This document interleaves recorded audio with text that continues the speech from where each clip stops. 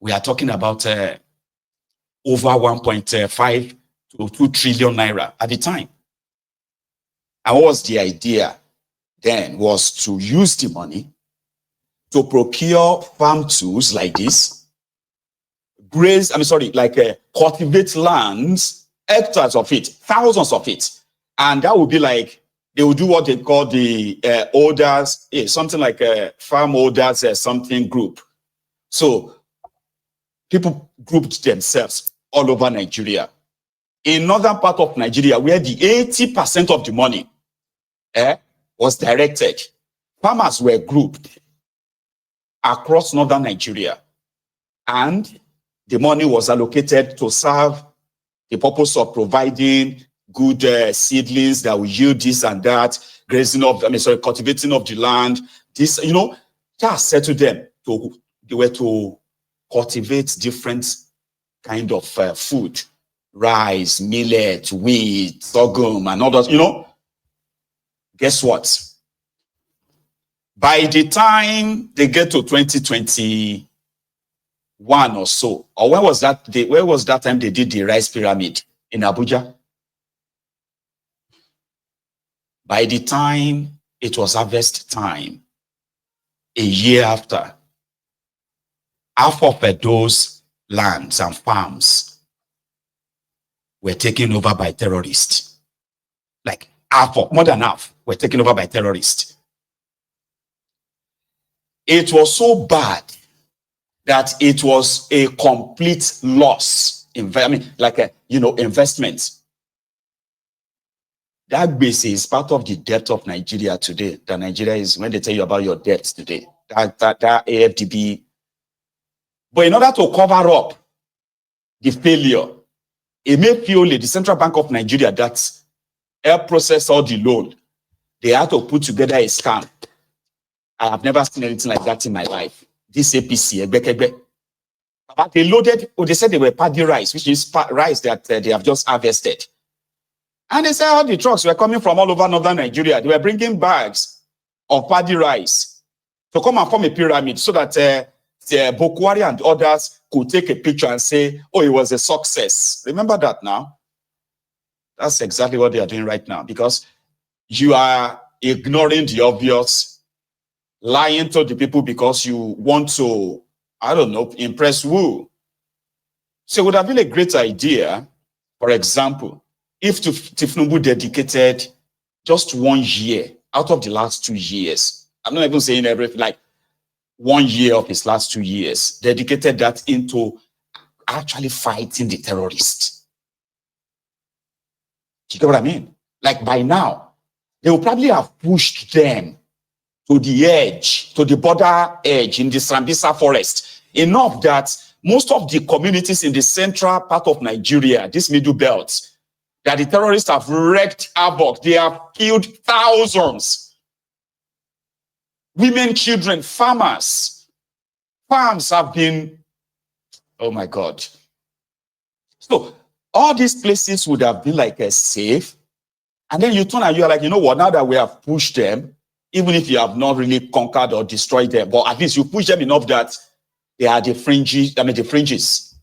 And you said, okay, I want to invest in agriculture so that let everybody go back to their land. Let everybody go back to their communities now.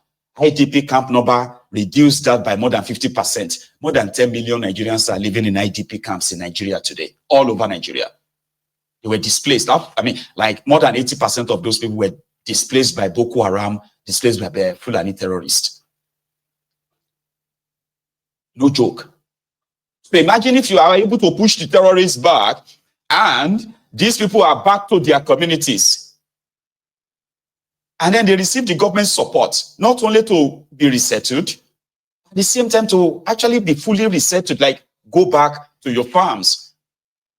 Within a year, all this issue of food, this and that, you can actually crash the food inflation in Nigeria by half, just by that singular act. But that's not what they are doing. It's not.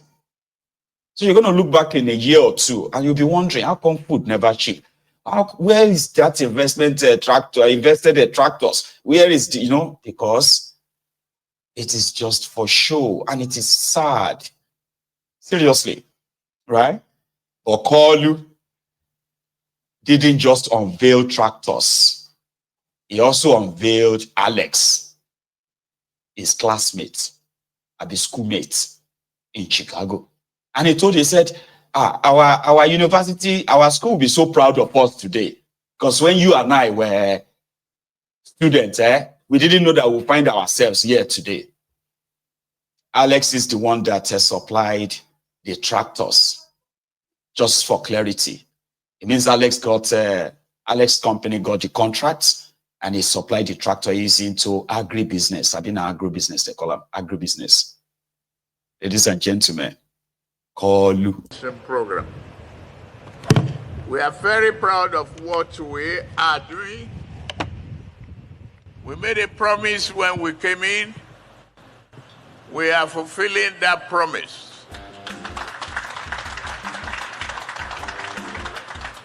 Two years ago, I sounded the alarm on our nation's food security. The crisis, I demanded immediate and innovative solution. That urgent call is answered today, and the first phase of it. This government recognizes that the agricultural productivity is synonymous with national stability and food sovereignty.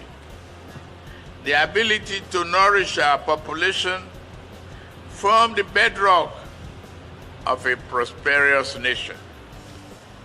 Our ambition extends beyond mere self-sufficiency. We envision Nigeria as a global agricultural powerhouse,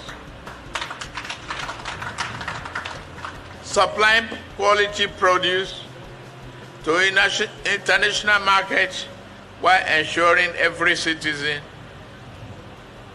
has access to affordable nutrition food. That's why we took a bold decision to establish this renewed Hope Agricultural Mechanization Program. We are just beginning.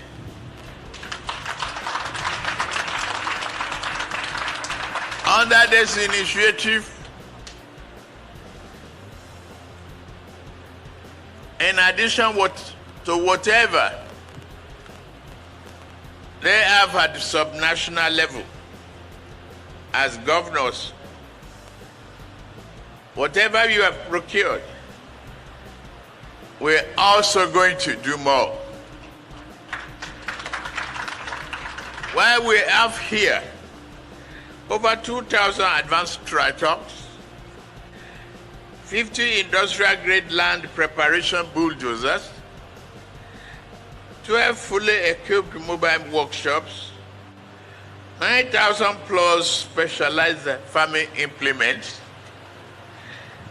This equipment, when deployed to empower mechanization and service providers, create job opportunities, make farmers easy and more sexy to our younger.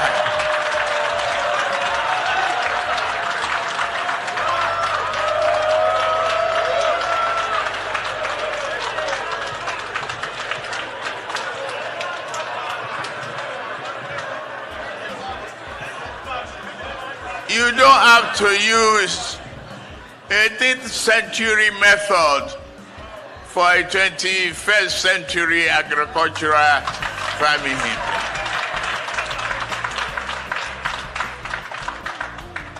Our strategy encompasses year-round cultivation, drastically reducing our historical vulnerabilities to seasonal shortages. Alex,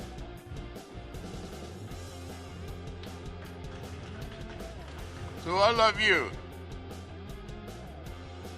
Alex was my very good neighbor and went to the same school with me in Chicago.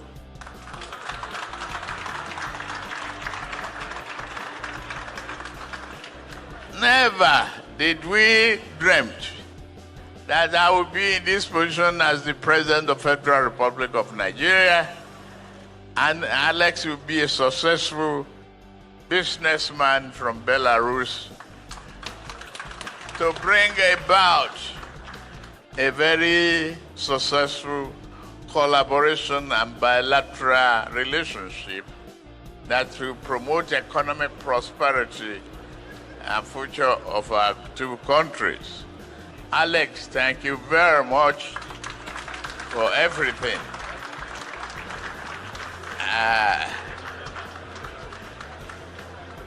I believe our university will be very, very proud that we are doing this here today.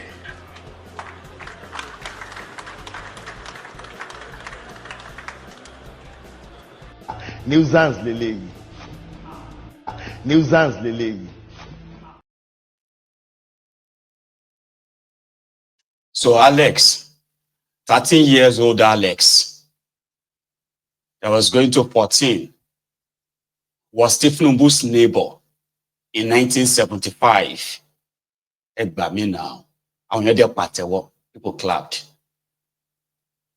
Happiness of one wound Alex. Because it was only Tinubu that went to a school, then graduated from that school before the school was ever established.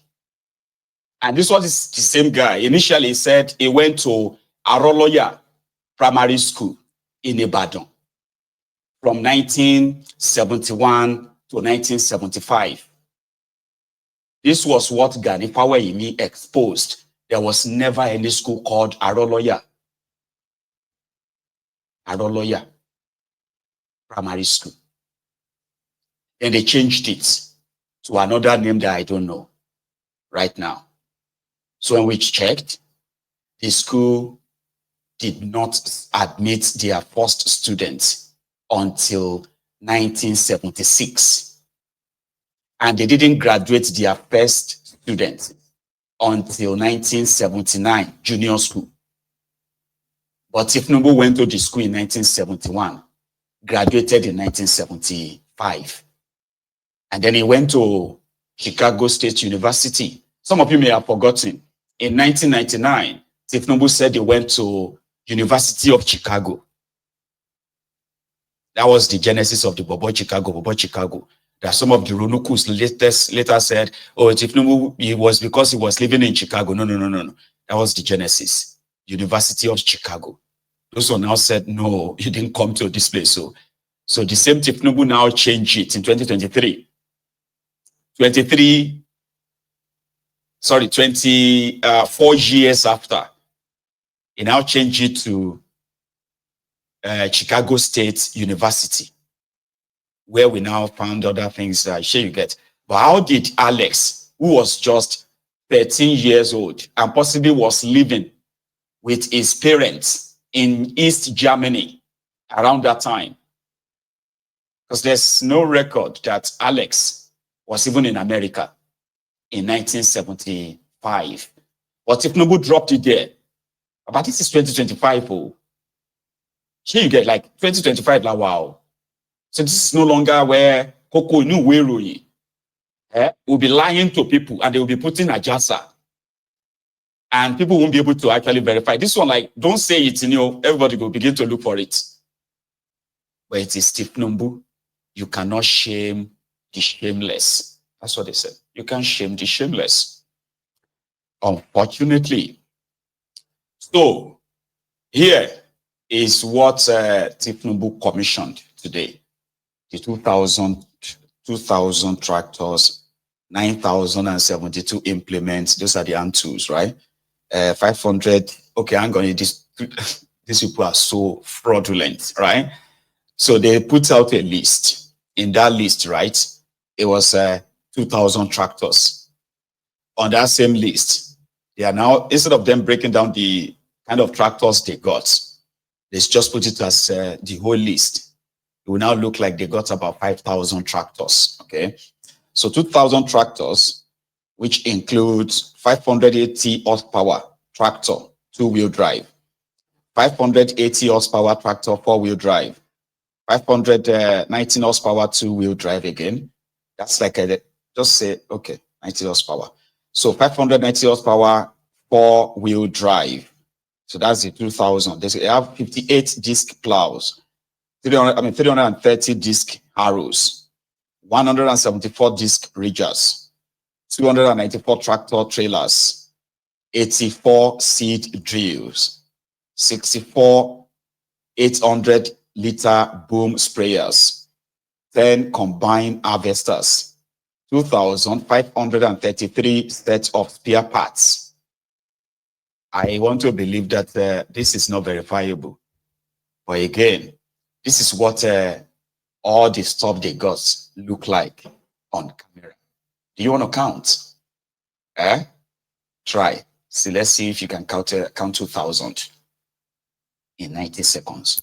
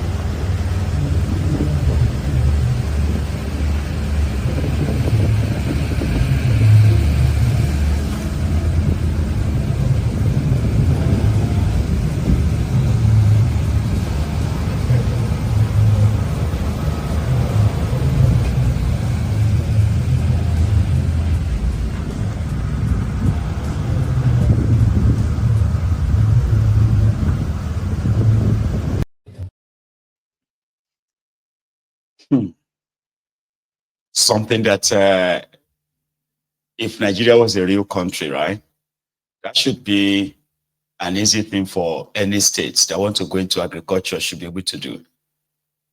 I mean, this guy, Bago, in Niger State, he himself, in the last 2 years, has bought over 1,000 of their tractors and so many of those kind of like a farm tools. You know what he did? The guy went on to go and make a deal with the terrorist, right? And what was the deal? I will use my position to make sure that they won't bomb you again, and there's likelihood of no military attack on you. Or you will have to promise. You see this part in this local government and that local government area. We are going into full-time farming. And you will never touch that. That was the deal Bago made with the terrorists in his own state. I don't know if you know this. Niger State happened to be one of the biggest states, if it's not the biggest in Nigeria, by land, sure you get. However, it is also the only state in Nigeria that hosts over 7 different kind of terrorists. And when they speak or say something about them, it speaks glowingly of them. I don't know if you have seen that. Bago, it will tell you that, you see, we are talking to these, they call them bandits. We are talking to this bandit and, you know, we are in a good time. And because of that arrangement, he's been able to display too, which I don't know if it is also propaganda. He's been able to show us the farms. He's been able to show us those who are using the tools. And he's also shown us the harvest, trucks of different kind of grains, which I have seen that. He has shown us the storage facility he built for that purpose. Now, that is one single state. That's Kolu. So what Kolu and his gang are doing, right? Like I said, would have been a very good idea if Tinubu and his gang actually invest in combating the terrorists, not placating them or trying to appease them. Like you should go and make peace with terrorists, kind of, right?